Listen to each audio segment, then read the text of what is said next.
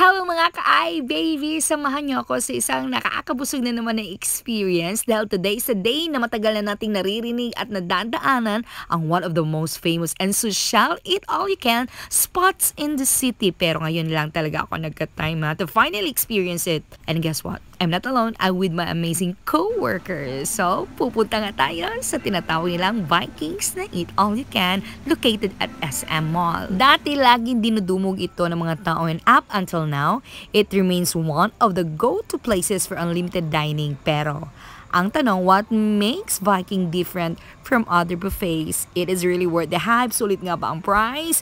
Well, today, we're about to find out. So, fasten your seatbelt because this is one to be one epic food adventure. Let's go! Dumating kami ng umaga, mga 10:30 in the morning, kaya halos wala pang tao, no? So, ang ganda ng lugar, na-appreciate namin ang setup ng restaurant kasi kami pa nga lang. So, ang linis, no? Ang elegant ng ambience and nakikita namin ng mga staff na very busy sa pag-prepare ng buffet. And ang sarap tignan ng pagkain. Tignan nyo. Ramdam nyo na everything is freshly made and well prepared. By the way, sa Vikings, may two dining schedules. Lunch from 11 a.m. to 2:30 p.m. at dinner from 5 p.m. to 9 p.m. Since lunch kami, we have 3.5 hours to enjoy all the food we want. Ang rate per person is around 1,000 plus. Pero may special treat sila kapag may birthday o birthday mo, libre ka na. So good news para sa amin kasi may isang birthday celebrant sa grupo namin. So meaning, less na ang babayaran namin. Ganon. But so much for that mga ka-babies, hindi lang to basta food check. Kain na talaga to. So, kainan na! Grabe, ang daming pagkain mga ka-babies. Parang isang malaking food trip. Isang restaurant, pero para ka na naglilibot sa iba't ibang bansa dahil sa dami at klase-klase mga pagkain. Meron mga Filipino food for that homey vibe. Japanese food para sa sushi lovers.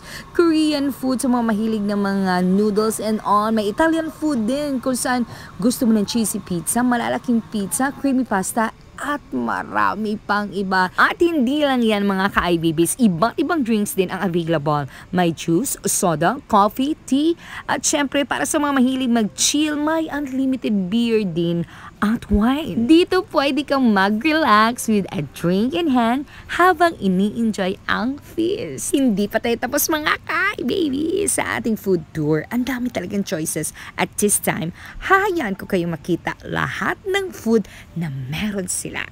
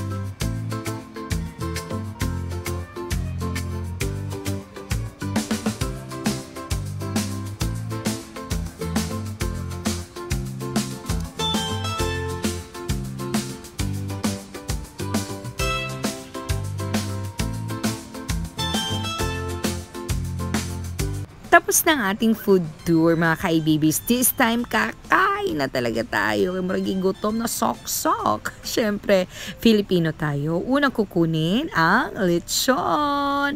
Alam niyo naman, ang kilo ng lechon ngayon, grabe, perte ka mahal. Solve na solve para sa lechon pa lang. Sulit na ang 1K na bayad mo. Oo, ato yun ang gikoan, gilubos-lubos. Kami ng mga coworkers ko, grabe ang kainan. Walang nagtitipid, walang nagdiet. Diba? Hindi ba halata? At habang tumatagal, padami ng padami ang kumakain mga ka-IBBs kasi nga naman, ang daming choices at ang ganda ng vibes dito sa Vikings. At eto na nga, sa last part na kami kainan, may entertainment na naganap. Habang kumakain kami, may mga sumasayo ng mga staff. Special treat pala nila sa mga nagbe-birthday. Kaya kung ikaw nag-birthday dito, ramdam mo talaga ang happiness. Kung kaya naman, treat yourself paminsan-minsan, you deserve it. Pero syempre, pag kumain ka ng ganito, huwag takaw mata. Kumuha lang ng kayang abusin. Make yourself happy. Okay? And that's all mga ka-I-babies.